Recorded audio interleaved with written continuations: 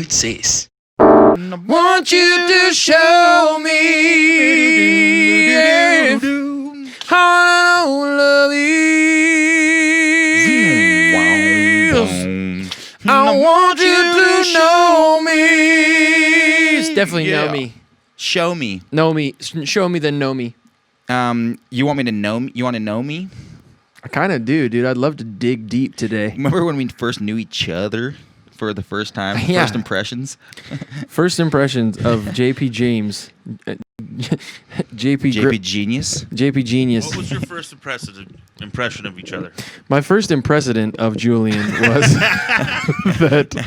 Hey, man, we're going to have plenty of caveats in this show, all right? So I just know. deal with it. Okay, I'll make sure And, to... we'll will you get make sure to very earmark them? We'll get very intro perspective too. We're bringing it back to basics here on this episode of the How Good's This podcast. We're just back with the old three musketeers over here. This is take two, also, just so you know. This is take two. We lost fumbled it. the first chance. Sat down for 2.5 hours and caught up, and then forgot to press record. Did. But we're back to basics here. Just me and Stevie Baby and JP Grinshaw. I'm your friend Alan Stone. How you boys been, dude? Great, dude. We've been stacking chips on ourselves with this new. We've just we haven't acknowledged where we're at. Although this is maybe there might have been a podcast before this that will be in the same space, but look at where we are. Yeah, we're not at the lodge right now. We are at our wonderful friend Caleb and Carly's venue. It's called Lucky You. It's in downtown Spokane, and they have graciously allowed us to film our Christmas special here. We're doing a Christmas special because why? Because it's Yule Christmas. Tidings. Because it's Christmas. Yes, of course. The holidays. And we gotta be politically correct. And usually I'm on vacation during this whole time of the year, but this year because of Coco, we have the time. We have the time off. We're at home. And do you feel like it's bad if I call it Coco? I don't know. I don't know. I guess we gotta just be like. I mean, you I can don't tell us, audience. I don't want to. You're not meaning to be offensive, obviously. I'm definitely not meaning to be offensive. If anybody takes that as offensive, I apologize. I'm not attempting to try. Sometimes you just gotta abbreviate the words of anything. Sometimes you have to abbreviate the word Helping him abbreviate. cope the cocoa. Mm-hmm. It's helping me cope with the Coco. Yes. Yeah, Coco honestly sounds just a little bit like you add levity to it, which I don't know if we should because it sucks. But It does super suck. Screw Coco. screw Coco. So I want to talk about my first impression of you, Jules, because that was a question that we're rolling, right? Yep. Yeah. Great. First time I met Julian Gavilanis, I was 17 years old, 18 years old maybe. I just graduated high school, and one of my best friends at the time, Tristan, had moved from Chewelah to Seattle, to Mill Creek, and he was going to high school with you, Jules, for his junior and senior year. And for my senior trip, I was like, you know where I'm going to go? I'm going to get out. I'm going to see the world. I'm going to drive 4 hours to Seattle. That was what that was for you, huh? It was. Yeah, it was my senior trip. It was me and my buddy Luke and my buddy Kyle, my friend Brittany and my friend Sarah. And we all took like a weekend trip to Seattle to see Tristan because we were all buddies with Tristan in high school, you know. So we called Tristan like 3 weeks before. We tell him about this trip. We're like, yeah, can we stay at your house? Is that cool? You know, everything's squared away there. Oh, yeah, it was no big deal. It was perfect. So we head out, and we're about 45 minutes outside of Seattle, and Tristan calls and goes, hey, so you can't stay at my house. I'm like, what, dude? We just like, we're already here. We came over because of your invitation, and he said, but listen, it's going to be fine because I've got this friend. His name's Julian, and his dad just lets anybody stay whenever. It's pretty much just a revolving door, and I'll call him and I'll ask him and see if it's okay for you guys to stay. So this human being who I'd never met before in my life has told us that we can sleep on his father's couch. We roll up to the restaurant where Julian's working to meet Julian. And the first thing that Julian says to me, he comes over to my table, I believe with a plate of brisket nachos to die for. To die for. And he looks me in the eyes and he goes, dude, your music's fucking awesome. And right at that moment, I had never experienced anybody that genuinely stoked about anything. Just intense. And he was really like genuinely excited about my music. And I thought, man, we're going to be best buds. We stayed up all night playing his dad's grand piano, playing some Gavin DeGraw Chariot on his dad's God. So good, dude. grand piano. What and a song. what a tune. Love that. We had a great night with Gavin We did DeGraw have a great recently, night with me and Gabby Julian, Deeds, to bring on a caveat. May I say, can I have a caveat, please? Can I buy a caveat? Maybe that's what I have to say every time I need one of these. A tangent. Julian and I did right before Rudy was born last year. Rudy was born in March. It wouldn't have been last year. It would have been the year before, right? Mm-hmm. I convinced Taz to let me do a ski trip with Jules. And so I booked all these shows at these different ski resorts. God, that was so that we could go and snowboard for like 3 weeks or 2 weeks or whatever. I don't know how I got Taz to let me. She was like 9 months pregnant. God, you're just. But Yeah. she was cool with it. She did come out at the end of the trip because we ended the trip in Montana. You had gone home by then. But we spent a week in Park City playing during Sundance. Yeah. And this guy Brett Young, who's a country star, I see him in the gym in the morning, and he's like, "Hey man, do you know Gavin DeGraw?" And I'm like, "Yeah, shit, yeah, I know Gavin DeGraw, bro." I don't want to be anything other than what I've been trying to be lately. That Gavin DeGraw? He says, yeah. I'm like, well, sure, I know Gavin. I've met him a few times. Bro, he's flying in tonight to guest star on my set. I'm like, great, dude. This is going to be a blast, man. Gavin DeGraw, hanging out, no BDs. So we play the show. Gavin's just like, he is the shit, dude. He is like such a fun hang. Good people. We finished the show and Gavin's like, let's go into town, man. Do you mind if I tell this story? Hell no, dude. Let's go into town, Al. I'm like, yeah, we are, Gav. Are you ready to tie one on, Buster? This is pre-Coco, too, so we could just live in La Vivi Lolo. Yeah, Utah, like Salt Lake City, just proper, just. Oh yeah, and everybody's Sundance is downtown, happening. dude. Yeah. Fucking, we saw Andy Dick. Carrot Top was down there throwing champagne in the air like it was cotton candy. So on the way down to the bar, like Julian and his girlfriend at the time, just I can hear him in the back of the Sprinter van. We're all just like stoked. I'm sitting next to Gavin. I'm like singing his first record, Chariot, to him, top to bottom. I'm like, do you remember the song? Oh, Chariot, you're golden Do you remember ways. this song?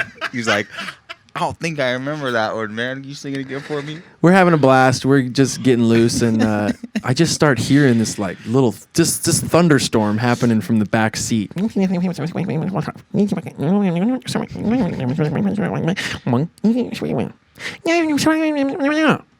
like, what's going on back there, dude? It sounds like they're fighting or something. This is bullshit. We get down to the bar and we throw it into fifth gear. Gavin's buying people shots, dude. I think I took a shot of Rumplemans out of his belly hole. And all the while, Julian and his lady are over in the corner, like real discussion, like going for it, right? And I'm like, dude, this is about to turn bad. This is about to go. Me and Julian are staying in the same hotel room. He's like graciously flown his girlfriend in from New York to hang for the week.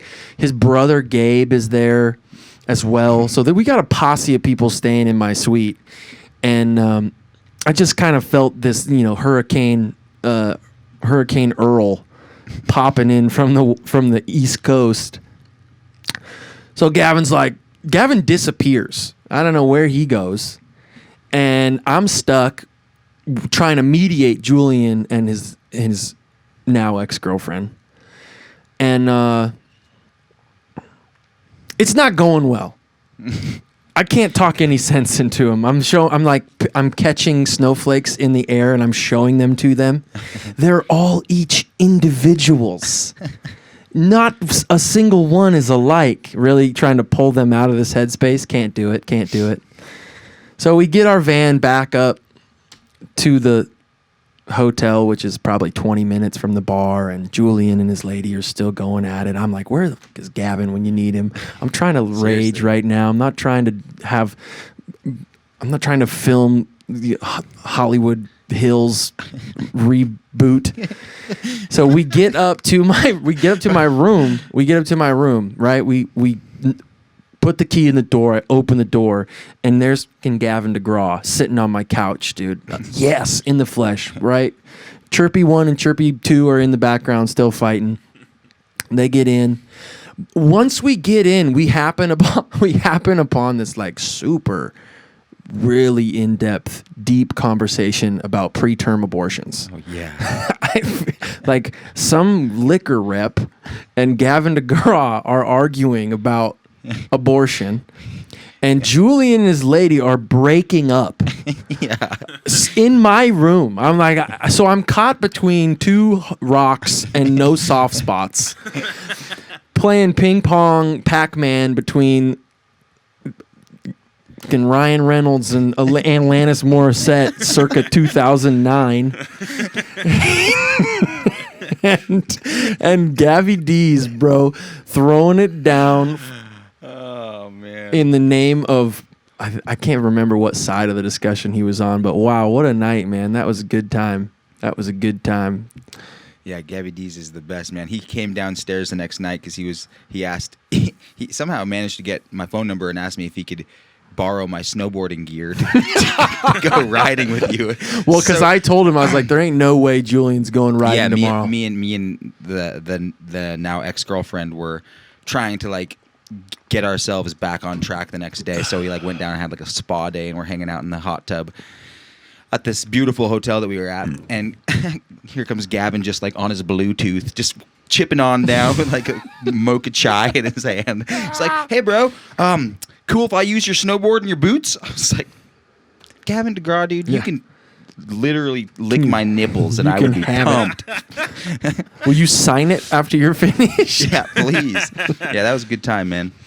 I sat next to Gavin DeGraw at the Super Bowl where the Seahawks lost with like 8 seconds left on the clock. And great Super Bowl. That was great Super Bowl. That was your favorite, Steve.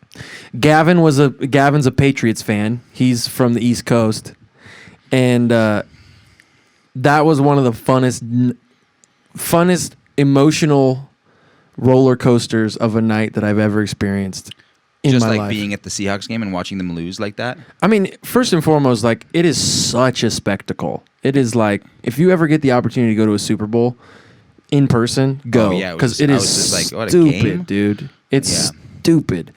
Who performed? I think it was Katy Perry. She like rode out. Shout outs to Katy P again, dude. Katy P, dude. She's circling around in this little potty pod quite a bit. Katy Perry, you want to come on my podcast? Come on down. You got nothing better to do. I'm pretty sure she performed. She killed it. And yeah, the Seahawks. Because if you don't remember that game, Jules, you may not. I'm not sure if you remember it, but Jermaine Kearse made this catch. The one-hander? Like this one-handed hangman, like parallel to the field, 16 feet up in the air catch. Yeah. On like the third yard line. Yeah. The 3rd yard line or the 3-yard line? Steve? What? Fact check? It's not a fact check. It's just... Do you say 3-yard line or 3rd? 3-yard line. The 3-yard line. Yeah. They both work. And it was like, whoa, dude, we're going to win this game. We're like, because we were behind the whole game, right? We're behind the whole game. We come back, Russell Wilson, baby, like the sanctified Lord himself, Russell Wilson. Dante Culpepper. Warren Moon coming through in the clutch. And I was convinced we were going to win. And sure enough, dude, we didn't win. And it was it was this like, yeah. I was sitting next to Bruce, my manager, and Gavin DeGraw's on the other side of me with his dad. And I was chirping at him too, like, Gavin, you know. And then sure enough, interception, game over, we lose, and it blew. Yeah, it was fantastic. Yeah, you were all about it. You and Steve probably had completely different experiences with that game.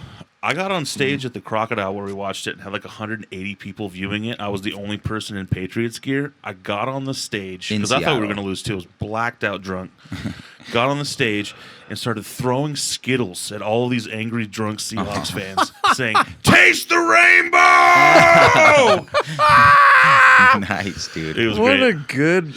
You need to bring that out more often. You should just have Skittles in your pocket for any moment like that where. That was like a thing. Did people just like throw Skittles on the field when Well, Marshawn Lynch would because play? yeah, like the beast mode. Why am I forgetting? Marshawn Lynch. Marshawn, sorry, yeah, Marshawn Lynch would eat Skittles like on the bench. Just What was there was a story behind it. Like he had low blood sugar as a kid or something, or I have no idea. I think it was like a treat from his grandma or something. I like my story yeah, he better. would. You know, your story is much better. He would. no, Though. it's He would not. just I'd much eat- prefer him to have a So- treat from his grandma that he's just bringing onto the NFL football field, Yeah. Super Bowl. Just Yeah, he would sit on the munching. sideline and just like eat sour Skittles. Yeah, just I became hope a that it thing. was him being like, "Hey, man, you want to see me get a Skittles endorsement?" yeah. And he just Got it. every time he does a badass play, he makes sure he's got some Skittles Got tucked it. up in his girdle. Yeah. What's your favorite Skittle like bag flavor? Right, there's the like the- tropical, which is in the purple bag. Then there's just like straight up the middle red bag. Yeah. Then there's sour. Oof. Oof. No chance, Really? dude. Reese's I'm- Pieces. Yeah, I'm not even. No. Yeah, I know. Skittles. What's your favorite We know what Skittles you- flavor? I'd go with the purple Purple. chop. I think I'm going purpy too. Steve, you like it right up the middle? Red Skitties? I don't like Skittles. I don't honestly like. What are you them that much talking about? either. You told me you had a bag. You were chucking a bag of Skitties. Yes, at- because it was just, everyone there had Skittles because of the Seahawks, and I decided to throw them at them very aggressively on so stage. you don't like Skittles at all. If No. you had to choose though, which one would you go I with? don't like sour candy. Basically, your whole rider on the road is stuff I don't like. Well, I don't write that writer, and you know that for a fact. That's true. Who writes it? Look, the band, the boys. Trevor. And then it like changes. We start at the top of a tour. We're like, you guys, this year I want to be like really eco-friendly, and I want to like let's have no Get some plastic on the asparagus and bus. some cauliflower Let's get some rice." like we're gonna, and everybody's in on it too. Everybody's like, I want to eat healthy in the green room, dude. 2 weeks in, it's like Oreos, Chips Ahoy, 6 bags of Sour Dude, Patch Kids, Sour Patch Kids. and, like- 5-pounder bags. and all I get is a half gallon of milk. Yum. No, I get you your Topo Chicos, bud. I Thank take you. care of you. Thank you, Daddy. Like Sparky Waddy. Topo Chicos and a bottle of tequilas. The bottle of tequila is gone in 5 minutes. Yeah. Yeah, and yeah, it's gone. Sorry. The whiskey sticks around though. We get a bottle of tequila and a bottle of whiskey when we're on the road. Can you get as many as you want when you're? No, you have like a budget. So you get when you sign a contract for whatever market you're playing in.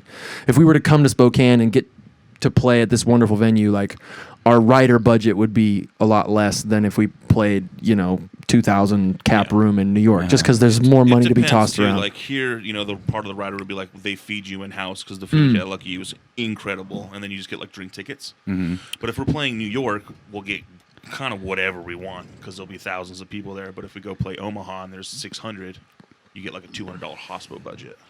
Yeah, I got a Like, bone spread to it pick out. with you, Omaha. Why don't you show up to my show so I can get 2 bottles of tea cola? What a crazy thing to adjust to not being given riders 90% of your life now, and to have spent the last year, because we're almost done with 2020. Yeah, 2020 can go suck a big But come on, fat bucket maybe of Skittles. Maybe not.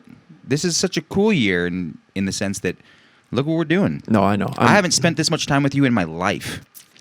Well, when we lived together, but since No, we didn't. What? I didn't spend this much time with you when we lived together. Oh, that's true, dude. You were working at LA Fit. And I was fat. Yeah, you was the fattest years of your life. You were selling gym memberships. Yeah. I was working like 116 hours a week, dude, just to afford my plasma TV screen that I couldn't afford anyways. Me and JP moved in together, right? This is like 2007, I think, right when kind of like LCDs and plasmas and these like flat TVs that you could hang on the wall came out. And I'm broke AF, don't have a job, thinking that like I'm gonna survive off songs. Julian's the greatest champion, like encourager of all time. He's like, bro, you're gonna fucking make it, dude. I know you're gonna make it. And you know what? I'm gonna hang up every CD sleeve artwork that I have on this wall to remind you how good you're gonna be. I did that, didn't I? We did it together. And I'm not working at all. And I convinced Julian that we should go to Best Buy and look at LCD TVs. I'm like, you know, it'd go really good right here in this living room. Big old TV on the wall, bro.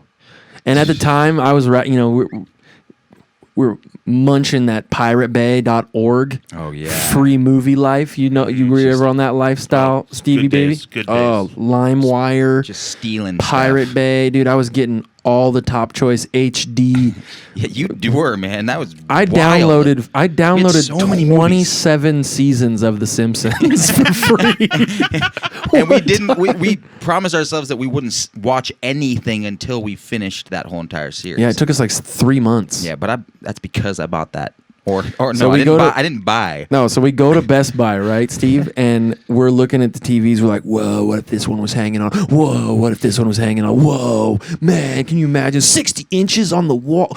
So we're going, and he's like, man, I don't know if I can really afford this. I couldn't at all. I was just like, Jules, I think you can afford this. I was just trying to talk him into it. We gotta get So this Jules ends up getting a Best Buy credit card, right? And we put the whole thing on this Best Buy credit card. Probably, what? It was probably $1,500. Yeah, like those TVs are. You go to Costco now, they're like $250 now. That TV was like 38 inches and like $1,500. It might have been like $2,000, but I remember bringing that thing home, being like, "Dude, we are going to get so much tail, Yeah, dude, because of our living room. This is about to go down. We got a Papasan chair, dude. Ooh, we got a Papasan chair with like a tie-dye pad in it. Yeah. We were living the VV. We had Alan Stone Lolo. pre-career, so he was singing all the hot, fresh tunes to all the babes that were coming Oh through. my god! I looked like a swollen mozzarella stick.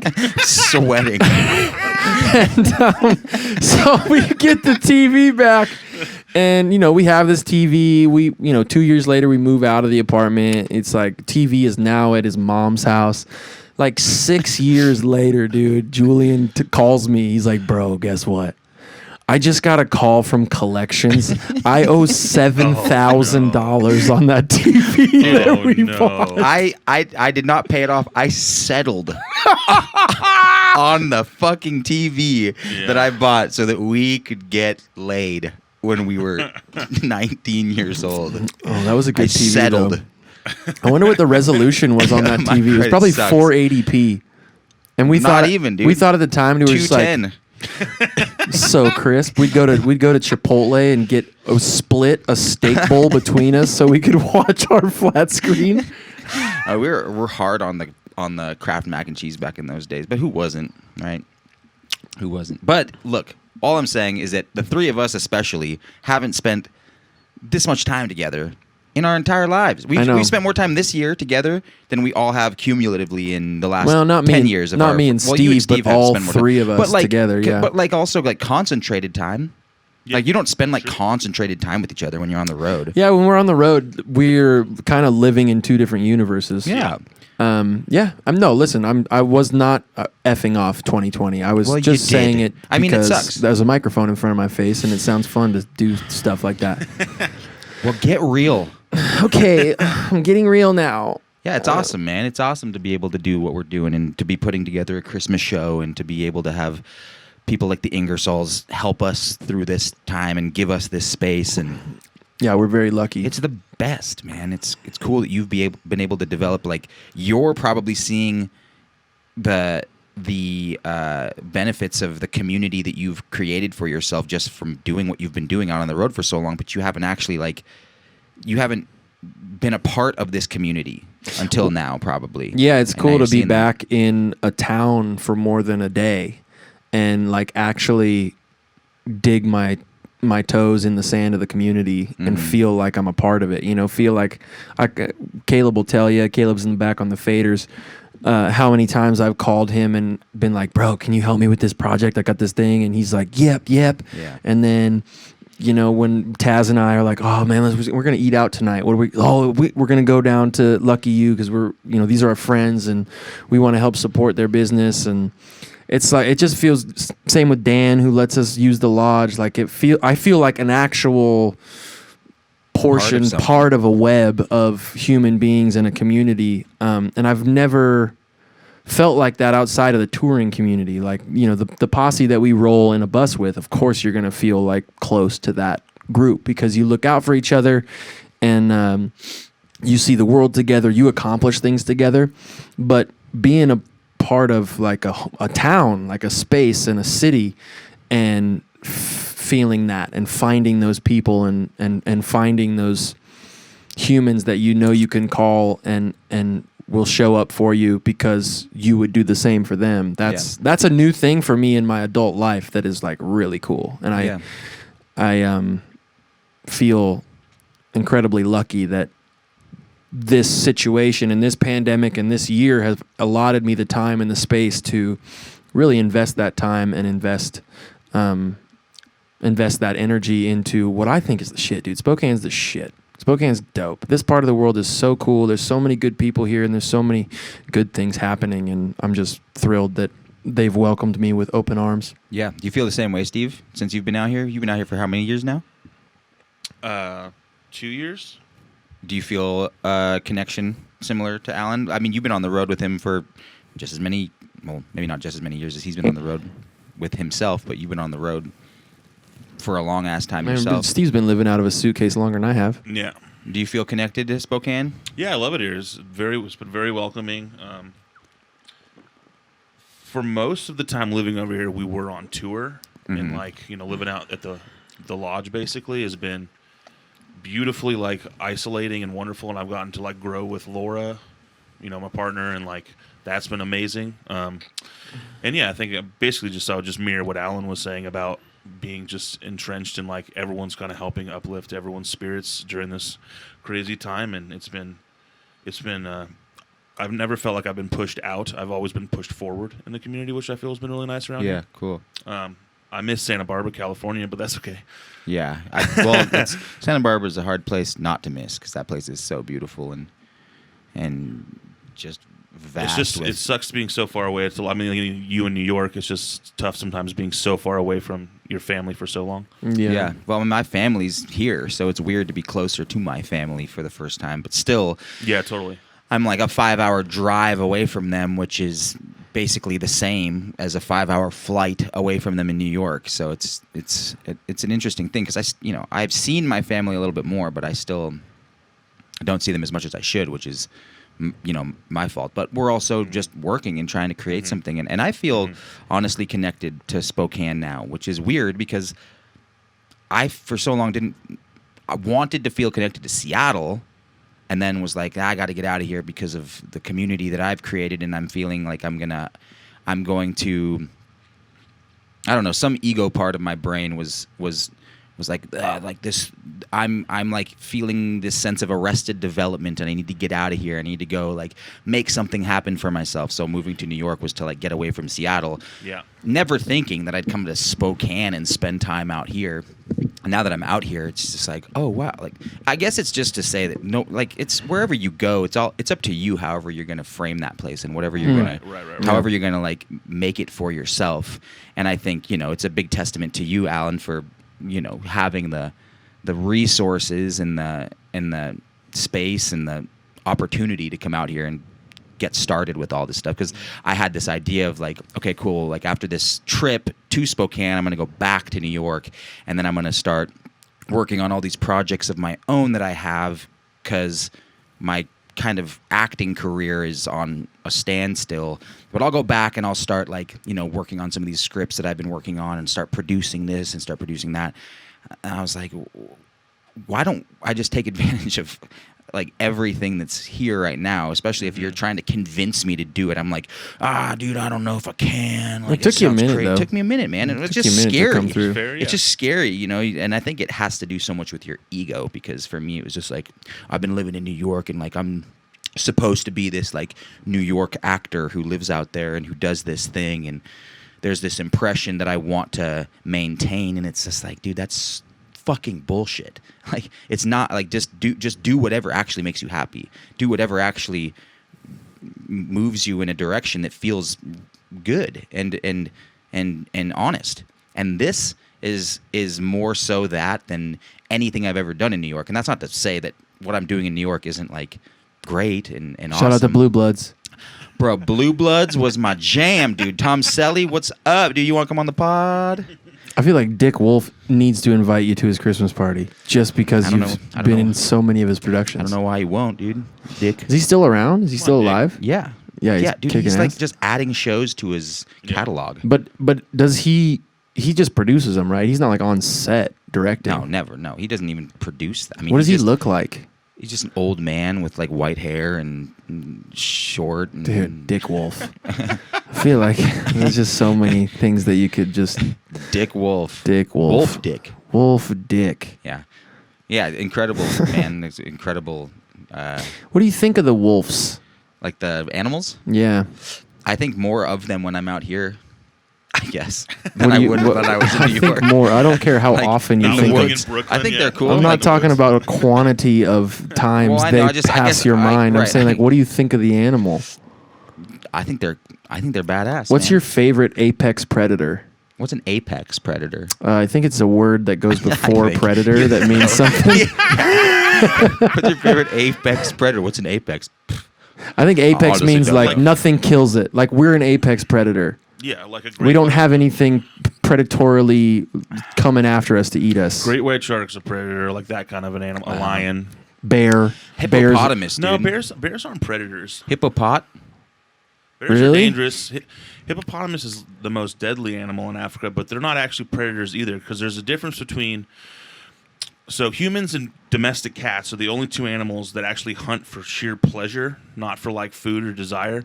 Most, like a bear, they're not predatory. They're just defensive of their children or their territory. Yeah, but shark's only function is to swim and kill. That's an apex predator. It's on the hunt constantly. So there you go. Yeah, but a bear will like chase down a caribou baby and eat the hip. It will. What are you talking about? It would eat a caribou to bits. I've seen video of it. A shark? A what? A shark or a bear? Oh. Like a grizzly bear will chase down a moose and eat it. No, they will not. What? I can show you a video. Yeah, no, I'm trusting Steve on this one, dude. Bears don't wake up going to hunt caribou. I mean, I feel like if they're hungry, they would. Why have I seen this then? I don't know. Why have you seen anything? There's a lot of shit out there, and I believe that you've seen that, but I can promise you they're not apex predators. Okay, but is there a difference between like a animal that will... Like a bear is obviously an omnivore, right? Yeah. Cats are carnivores. Yeah. So is that the difference between an apex and just a predator? I guess if you're talking about like mammals...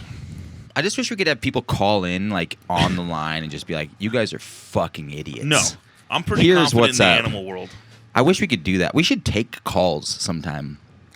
We could take questions. Yeah, or we could call some. Well, that would just be weird because we're going to start calling. Call people. Someone and say, "Hey, are we idiots?" Yeah, we could take questions. It would be nice to take questions every once in a while when we do these ourselves. Yeah, but I don't know shit about apex predators. I'm scared of any big animal that's bigger than me, I guess, even ones that are smaller. Dude, a squirrel came into my dad's house once, and I almost shit my pants. Yeah, dude, birds for me. He was... Birds scare you, Steve? I mean, birds are like 8 ounces, and I'm just like, get the fuck out of here! Ooh, yeah, birds... Like, I'd rather challenge almost anything else. They're dinosaurs, dude. Birds are like some of the oldest creatures that have ever been on this planet. You guys got any phobias? Yeah, like chewed gum on a plate. A phobia? Like a phobia. Like if I see that, I will walk away. If somebody sits down at my table and they take their gum out of their mouth and they put it on their plate, I'm out. I'm done. That sounds more like a pet peeve than a phobia. So what do you mean by phobia then? Like something that scares the shit out of you. That doesn't scare you. What scares the shit out? Retirement? Yeah, but I don't think And you like have how I'm gonna do it. phobia. Well, I guess we can go that road too.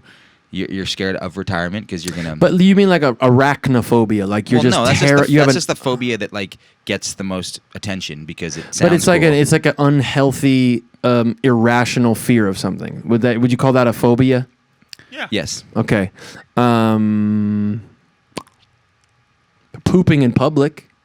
Oh man, not me. I had a bad experience when I was a kid. I remember like having to take a poop when I was in first grade, and these two. Should I say their names? I know their full names. One of them lives in Spokane. If you have the middle, even better. Give it all. Caleb Yasani and Hawk Montez. Shout out. I mean, they're great dudes, and I'm friends with them now. But I was in like first grade. They were in second grade, and I was just like, you're a young kid. You don't want to poop at your friend's house. You don't want to poop where people know. You want to poop in your own house, right? So I'm at school. Mm-hmm. I'm like, dude, I gotta take a booty dookie.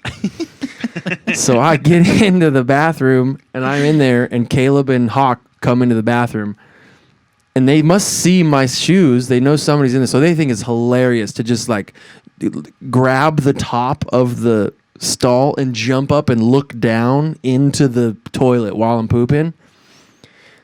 Dude, I was mortified. Mm-hmm. And to this day, I can't, unless I have my own toilet that I know is just mine, I can't poop. Wow. Well, that's on tour, Steve, you know. I do know. I'll go 3-4 days without taking a dookie till we have a day off and I have my own hotel room, yeah. And I'll just unload. Wow. Get rid of it, dude. 4 in a day. Well, knowing that just makes me upset because knowing that you have a fear of doing that for yourself, you've pushed me to the limits before trying to get me to do it in public by squeezing my stomach when I'm having some issues. I made Jules poop his pants one time. It was so tight. It wasn't tight. It's not even a story. It just happened. We were in Seattle, and Julian has this terrible habit of waiting till the last moment to poop. And you'll see it in his eyes. His eyebrows will go from like a red. Can you get it tight on me? Yeah. For the folks who are watching on YouTube, which you should, because then you can see our beautiful mugs. Julian's kind of like, this is his normal face, relaxed. Nah, dude. And this is his squeezing cheeks face. The eyebrows go pivot to make a V. Let me finish. And so we're in Seattle. We're in my van, and I see his brows just go straight V time. And I start driving real slow. He's like, bro, you gotta get me home.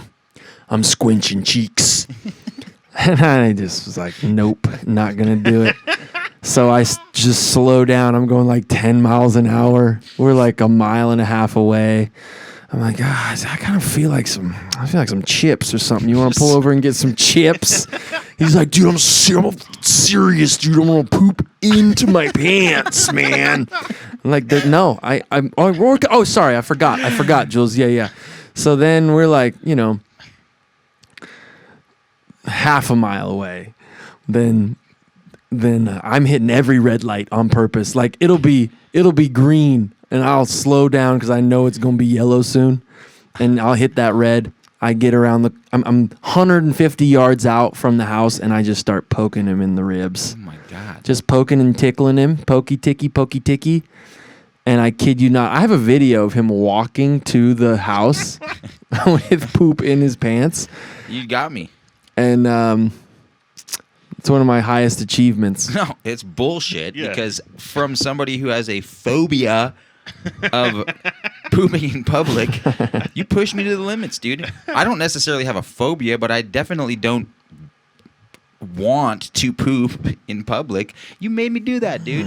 I think you owe me the face, Julian. Show me the face. No, it's not. So what Alan was doing was the backwards way.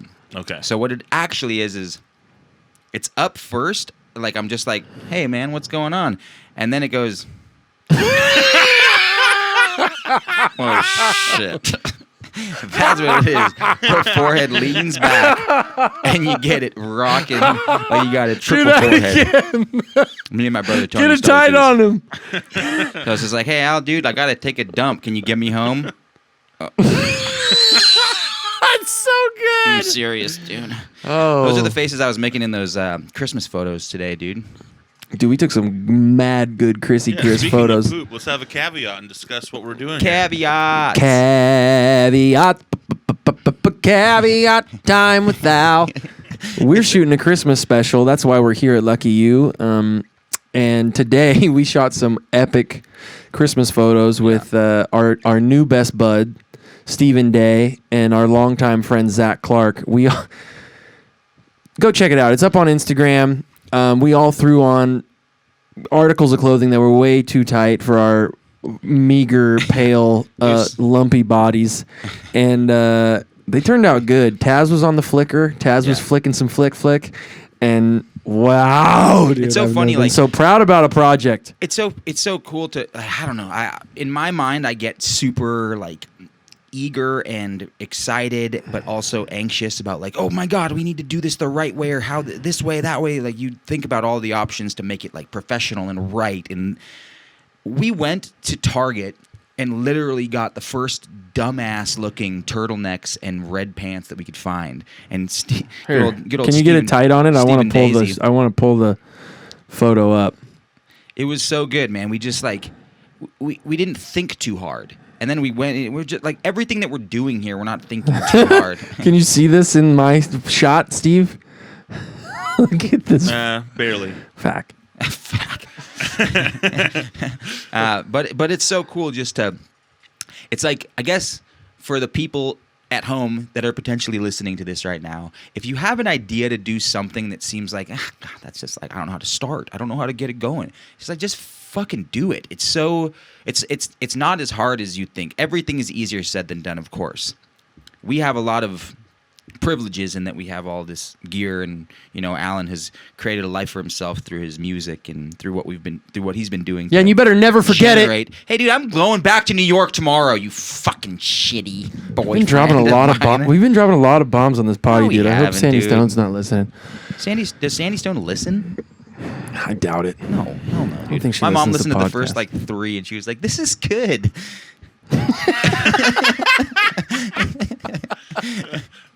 Yeah, dude. No, but yes, it's amazing to be doing this. I won't forget it because I'm here because of that thing that you're doing, and it's amazing, man, and it's really cool, and it's really like if you just decide to do something that seems ridiculous and outrageous, it probably is, but it's not impossible to get going. And today was making those photos. They're like, dude, those are like epic photos. It's like we literally just like slap each other in the face, put on some red clothes, and like put our wangs on each other's backs, and we're just giggling. We got some great stuff out of it. I think at the end of the day, you are much more capable than you think. 100%.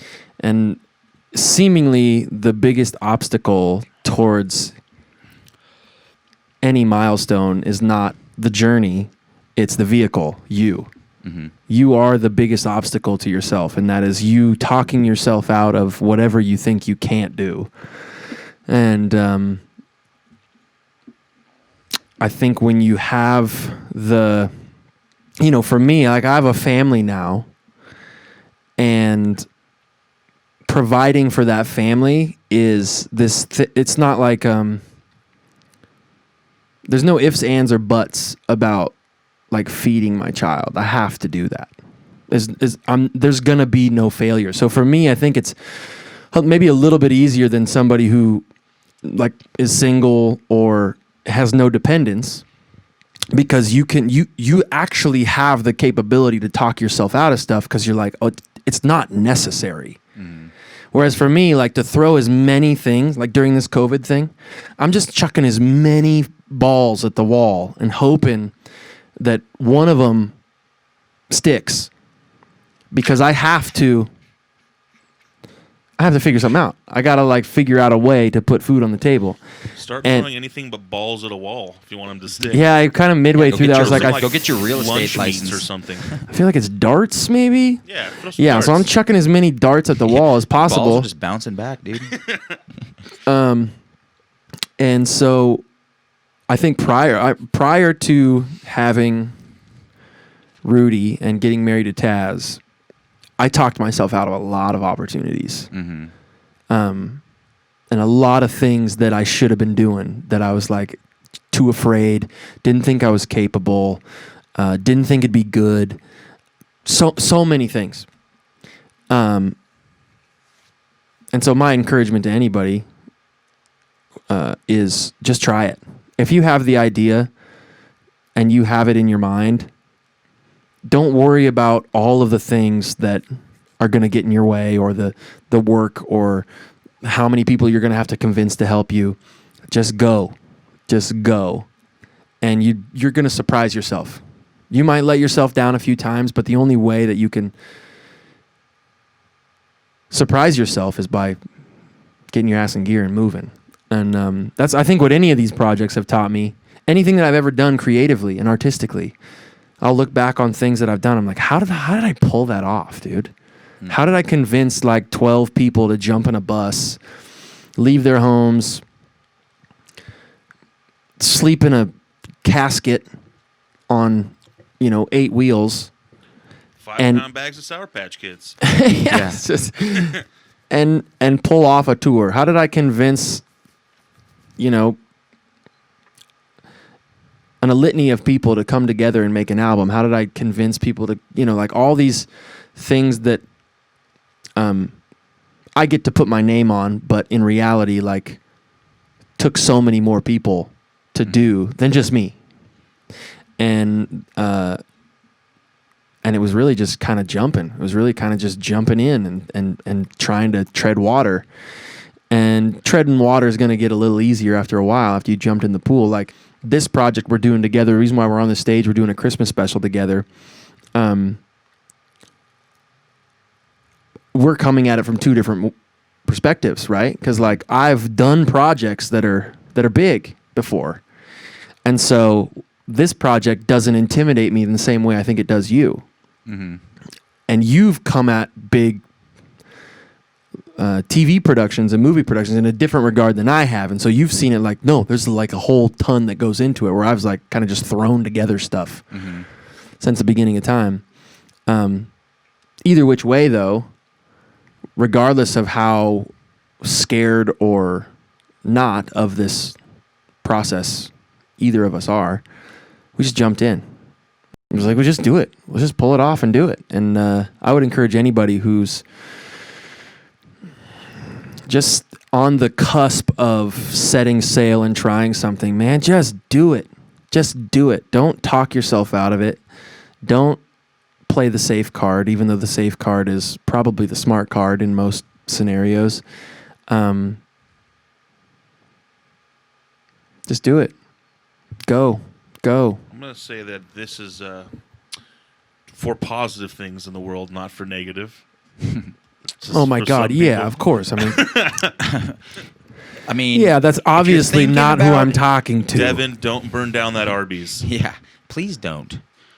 But the Sonic can kick dust, dude. Get rid. We don't need any more of them damn Sonic driving. That was a nice best favorite like guilty pleasure fast food. Arby's. I already said it. Yours is? I love that stuff. Really? I think so. Dude, can we get some tonight? Sure. Curly fries with some Jose sauce. Caleb Steve, what's Jack your in the box? Mine's Taco Bell. Taco Bell, Jack in the Box. Oh, what's mine, dude? Everybody's like Wendy's. I've never choose Wendy's. I think my guilty fast food pleasure is probably McDonald's.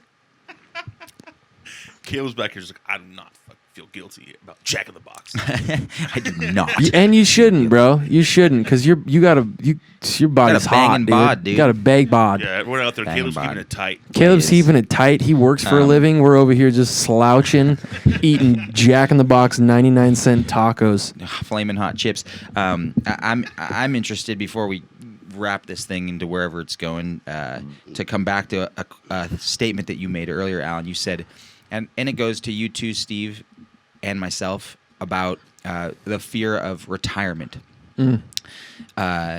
Because in light of needing to kind of pivot your whole entire career and be out here in Spokane and developing your community and kind of getting more in tune with a life that is more rooted in one place, being around with Rudy, watching your kid grow up, a lot of people are stoked about retirement. And I just wonder, for all of us, like, I imagine we all have different opinions about it, but like, what is that? Where does that come from for you? Like, is that? Well, my fear of retirement is not like I don't know how I'm going to retire because I'm a workaholic. My fear of retirement is like I don't know how I'm going to be able to save enough money to retire. Like I kind of feel like I'm just going to have to Willie Nelson it till the day I die, which is like by the time I'm that age, I'll probably be playing. I'll be calling Caleb, being like, "Do you own any venues anymore? I'm trying to get a gig. You know, can you pay me $500, dude?" That's just I don't know, man. Like, I think that's just such a young 33-year-old's perspective of where you're currently at and where you're projecting yourself to go because of the circumstances that are. No, I think, you know, I'm not a finance person. I don't know much about finances. I think I'm relatively smart with my money. I have a savings, but you know, I don't have $1 million in the bank. And granted, you don't need $1 million to retire, but I hear that number tossed around quite a bit, like from people who know finances. Like, this is how, if you want to retire, you need this sort of thing stacked up. Whatever that number is, $500,000, $1 million. And I look at that number, I'm like, what the fuck are you talking about? Who has that kind of money? Who gets that kind of money? So I think that's my fear, is like, how am I going what are you gonna do if you don't? Well, just like, am I going to have to work until... Now, granted, my job's tight. I get to play songs for people. And if I have to tour until the day I die, by the time I'm 60 or 70, like, it's going to be... Touring is going to be so easy because I'm going to have accumulated such epic working relationships with the people that I'm on the road with that I'm sure it's just going to be like, you know, going to sleep at night, right? It's just going to be easy. But,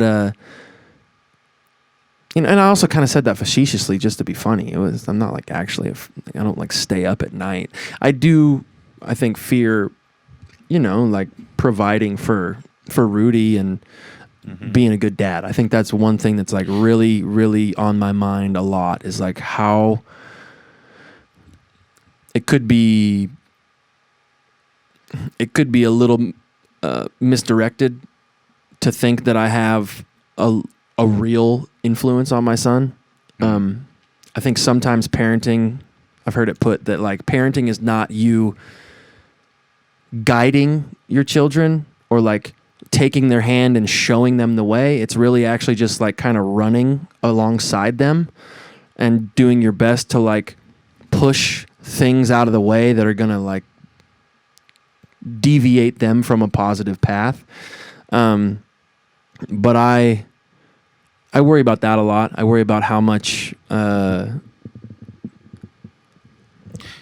on my phone and how much he sees me pay attention to that and that black hole. Do you think you could even, not to say that you should, because you're the best at what you currently are doing, but if it came down to it, would you even be able to let go of music and do something else because you needed to support?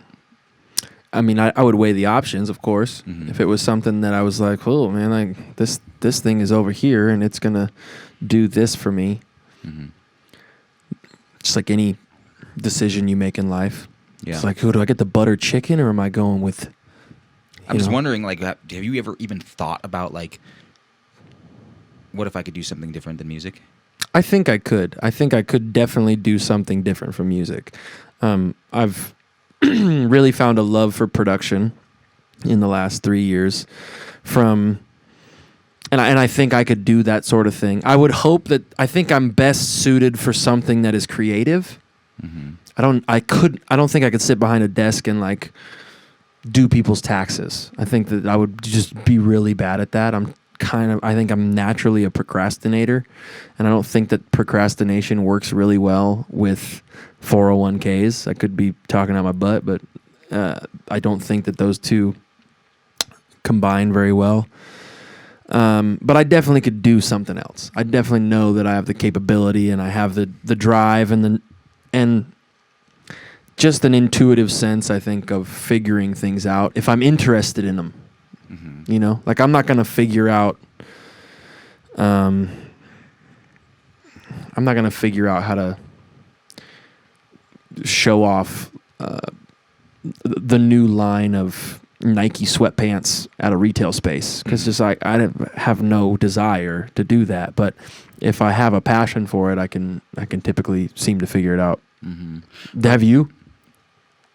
Have I what? Thought of like, oh man, if I was, if you got to a point where it was like, man, this acting thing is just really not gonna do what I thought it was gonna do, and have you ever thought of what else every day? Would be? I'm not even where you're at with my acting. So my acting like supplements and sustains the majority of my life now, which is amazing. But it's not. I'm not like. Yeah, I can like go chill. Like I have to keep working in order to do this. So is that like I go back and of course I think about it every day. Like what would you do? You think? I don't know that I want to do anything else. And so it's like I have accepted that I might just be a theater actor in some basement, like just working for chips and like not making anything and just being satisfied by that lifestyle, because I don't necessarily need to provide for anything besides myself at this point in my life. Yeah. And every time I've been in a relationship, I've been like, okay, now I have to kind of step up and be this guy. And I want to like make great money and do well and be successful. But the idea of like, I want you to make great money. Same. Because I want you to pay for vacations to the Maldives. Yeah, and like acting is a great gig when you can get it, and I've been paid well when I've done cool gigs, and it's like, wow, I don't even feel like I deserve to make this much money. But at the same time, when you span that over the course of a year, you're like, oh, cool, my annual salary was not much, and so like in thinking about living, especially in New York, it's hard. Mm-hmm. At the same time, though, I'm just like, I'm fine with that. Like I've accepted that for myself, and I just really, really do enjoy acting when I get to do it on any level. It's just so fun for me, and I don't know if that I would want to go and do something. Otherwise, I think I would have by this point, because I've failed enough times to just be fed up with it, and I've hated it enough times to be like, this fucking sucks. I'm so tired of this lifestyle that I've created for myself. But I don't, and I keep going back to it, and I think I'll, if it fail, it can't really fail, because I'm not gonna, my standards aren't like, oh, I need to be way up here in order to feel like I've done what I'm supposed to do, because I kind of feel like I'm already doing that thing. I feel like I'm already making those decisions for myself, and I don't know where I go next year or the year after that or what happens, but I don't know, just keep making decisions that feel honest and rooted in something that feels creative for me, that I can do, that makes me smile. I don't know, it's a hard question to ask, but I'm just not good at anything else. I don't even know if I'm good at acting.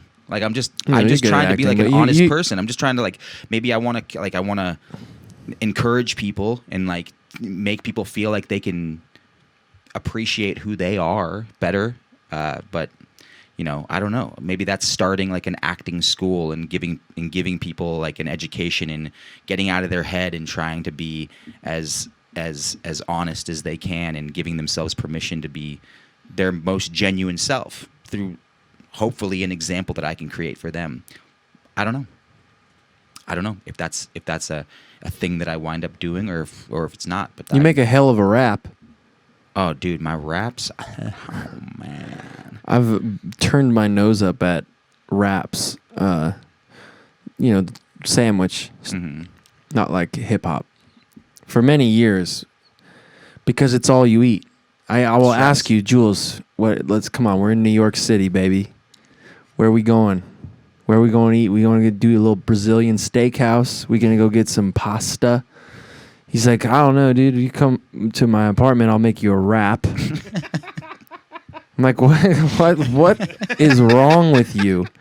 You live in the greatest food city in the world, and every day you eat a wrap. I would make fun of you relentlessly for this until you moved into my home.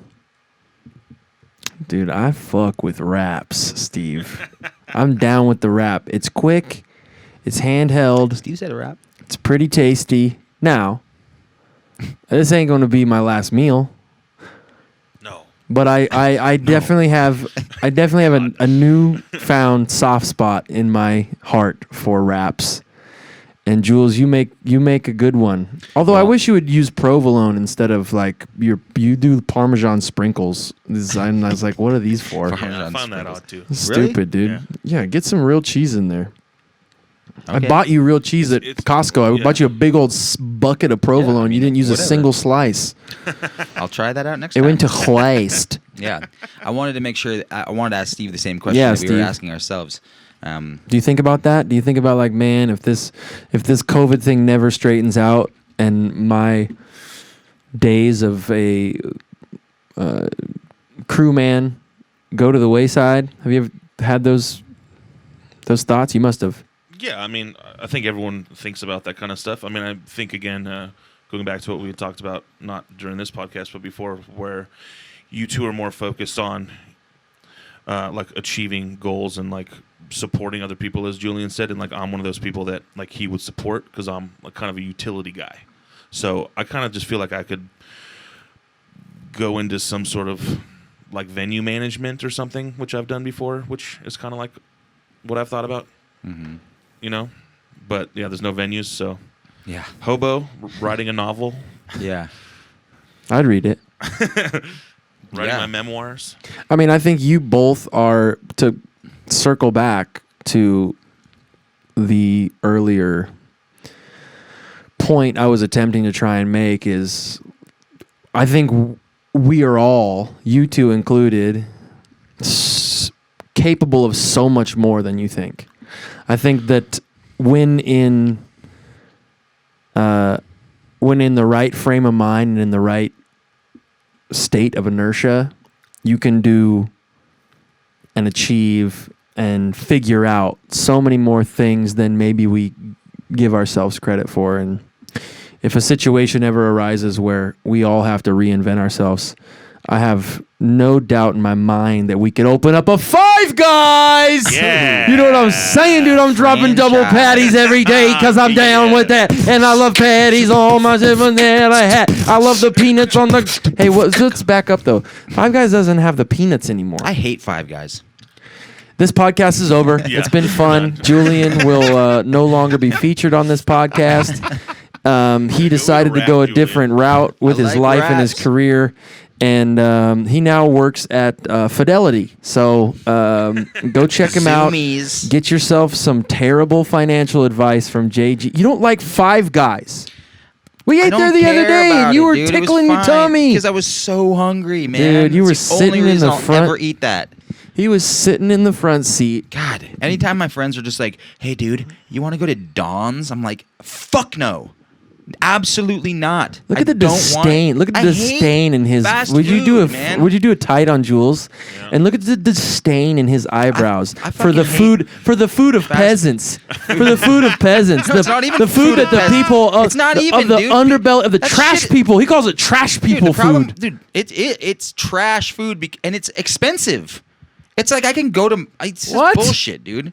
What are you getting off the Don's menu, bro? You I'm getting not a chicken going to salad? Don's. You getting 2 fillet of fish? No, you'll hit me up at like midnight on no, our way back from the lodge. No, I don't. Like, dude, I've never done that. Go to Taz, I've never done that. Yes, he has. Taz, I have never done that. That has never happened. Sprinter van. He's got bags of Don's just chilling there with cold Bro, fries. you know I get rid of that evidence, you dumb fuck. Yeah, you tell me to do it.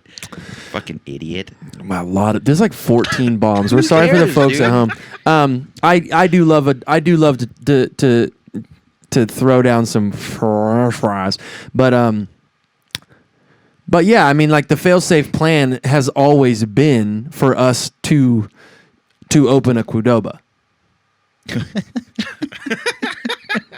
Yeah, I mean, look, man, I'm down with it. I don't think a Qdoba, because I don't think that's the best, but we could probably make some nice burritos. and we could Latrell start 'em. Sprewell played 14 seasons in the NBA, okay? He made some money. Guess what? Now he owns 45 Perkins, and he is rolling in it. Shout out to Latrell. Come on, my party poor son. I just hope that, like, if one of our careers never comes back, all of our careers never come back, so that we can continue to just do the things that we're already This is our doing. career, Jules. I know. Yeah, it's tight. But also, This is hard. But also, I got a good in for What do you got? Mod Pizza. Get a ground up level franchise going between the three. Have you guys been to Mod Pizza, by the way? Yeah. Fire Fire. and quick. I could quick. get 16 Mod Pizzas right here in 15 minutes. Let's get them for Prove it. Would cost me $14. Make Call the call 'em right right now. now. See what happens. I'll keep talking. What do you want on it? Jalapenos, chicken, and pesto primavera. Yeah, dude, we had Papa Murphy's the other day too. Shout out to Papa. How many different restaurants are there in America? This is so crazy. Think about it. How many pizza joints? Papa John's, Papa Murphy's, Papa Take and Bake. Papa Doc got Papa one. Doc got one. Papa George. There's a lot of Giorgio's. Papa Pizza Pipeline. Dude, how many do you want to name? Because there's Yeah. over 10,000 at least in this side of the country. Yeah, that's amazing. Yeah. Let's open one. Let's go. Let's call it Mod Pizza for I'm dinner. not. I'm not gonna open I'm not opening a restaurant, dude. Look, I'm not opening a restaurant. What we need to no. start doing is getting these people to start sponsoring this podcast so that we can, one, get the free pizza, and also, two, continue doing this podcast. Yeah, the best way to do it, if you're listening at home and you want to keep helping us, first and foremost, just listen. That's enough love. Period. But if you want to keep us going, and you feel like you have the means to financially help out this show and help out the universe, which is the thing we've created. There's another show, if you haven't heard of it, it's called Live at the Lodge. I get together with a group of fellas. They're a house band. We play original tunes. We have guests. We play their tunes. We have bands come in. We're on our 34th episode. Is that right, Steve? That's right. And we're having a blast with it. But we can't do it without the folks at home support. We got a small posse of people on our Patreon page that are giving money each month to help us keep it rolling. We're so thankful for those Patreon subscribers and our Patreon family. But if you want to become a part of that, you can go to patreon.com/live at the lodge. For as low as $5 a month, you can be a part of that community. You can get exclusive content, exclusive merch. You can get shout out videos from me. I'll say your actual name and I'll send it to you in your That text sounds message personal. thread. I'll send you something nice if you hit me. Hit We me up. promise that Julian will send you a rap. yeah, that Jules will Yeah. not. Anyways, They want. but sincerely, slice fish. everybody who has made it this far in this episode, thank you so much for being here, for listening, for paying attention, for giving us the space to create and to learn this medium, and to have a bunch of fun doing it, man. We were watching back on all the clips that we have recorded. I believe what are we coming up on? 15, episode 15 or 16. episode 16. So we've got almost a 17, I don't know. full day worth of recorded conversations. Yeah. And I look forward to it every time I get to sit down with you three and a guest or just you three. I always have a good time, man. That's great. It's a really wonderful thing that we have the opportunity to do, and it's because the folk who listen and who help us out at patreon.com/live at the lodge. And if you're thinking about doing something and it sounds crazy, what should they do, Al? Dude, just do it. Just go crazy. It's what's the worst that can happen? What's the worst that can happen? You're literally just right back where you were prior to being afraid of whether or not you could pull it off. And at least you know. If you fail, at least you know that you weren't capable versus like thinking that you might not be capable. Yeah. But I think you'll surprise yourself. I think that you'll really you'll learn a lot, which is the greatest takeaway from any endeavor is how much you learn about yourself and how much you learn about the community you have around you and how much you learn about executing a project. But I think you'll surprise yourself about actually what you're capable of. So do it. You only got one shot. Do not miss your Chance to blow. This opportunity comes once in a lifetime. Yo. Have a wonderful evening. Thank you for being our friends.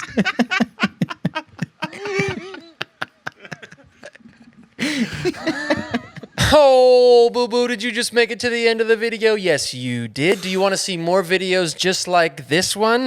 Do you? Well, then head over to patreon.com/live at the lodge, where you can support the How Good's of this podcast, as well as the entire Live at the Lodge family. Yep, yeah, you're going to get exclusive merch, personalized shout-out videos. Me and Jules, we're going to show up at your house and baptize your nephew, huh? Check it out, patreon.com/live at the lodge.